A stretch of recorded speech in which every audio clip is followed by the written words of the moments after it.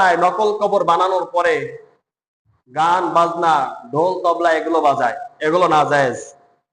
এরপরে হুসেন রাদিয়াল্লাহু তাআলা আনহুর মৃত্যুর বার্ষিক পালন করা, শোক দিবস পালন করা, ইসলামে শোক দিবস পালন করা অনুমতি নেই। একজন ব্যক্তি মারা গেছে, তার জন্য শোক দিবস পালন করার অনুমতি নেই। শোক পালন করবে শুধুমাত্র কয়েকটা জায়গায়। কোন স্ত্রীর স্বামী মারা গেছে, সেই স্ত্রীর জন্য 4 মাস 10 দিন শোক পালন করার অনুমতি আছে ওই স্ত্রীর জন্য। তাও কেমন? সে সাজসজ্জা গ্রহণ করবে না, বাড়ির বাইরে বেরোবে না, এটা। এছাড়া অন্যান্য আত্মীয় স্বজন যদি মারা যায়, সর্বোচ্চ 3 দিন তাদের ভিতরে শোক পালন করতে পারে। কিন্তু ওই হুসাইন রাদিয়াল্লাহু তাআলা আনহু মারা গেছে কবে, আর এখনো পর্যন্ত নকল কবর বানায় ঢোল তবলা দিয়ে গান বাজনা করতে থাকে। এটা আবার শোক পালন করার একটা সুরত, গান বাজনা করে। এটা করা যাবে না, মৃত্যুবার্ষিকী পালন করা যাবে না। এছাড়াও শোক প্রকাশ করার জন্য কালো ও সবুজ রঙের বিশেষ পোশাক পরিধান করা।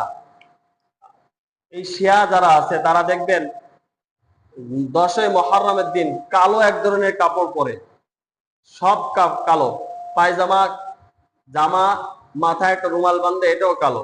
এই কালো পোশাক পরে তারা শোক পালন করে, এটা করা যাবে না।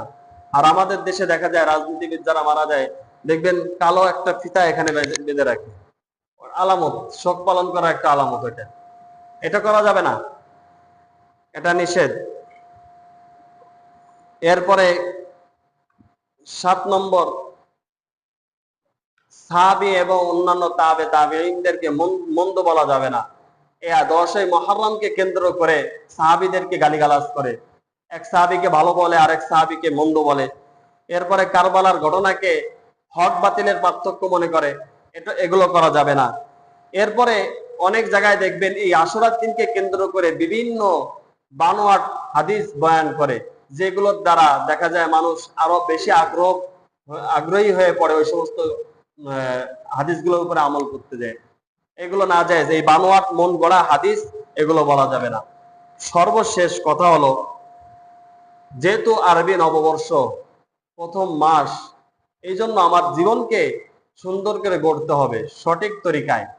বেদাতি বা সুন্নাতের পরিপন্থী কোনো কাজ দ্বারা নিজের জীবনকে সাজানো যাবে না। আল্লাহ রাব্বুল আলামিন আমাদেরকে আশুরার সঠিক ইতিহাস এবং আশুরার শরিয়াত সম্মত করণীয় সমূহ পালন করার এবং বর্জনীয় বিষয়গুলো বর্জন করার তৌফিক দান করেন। আমিন।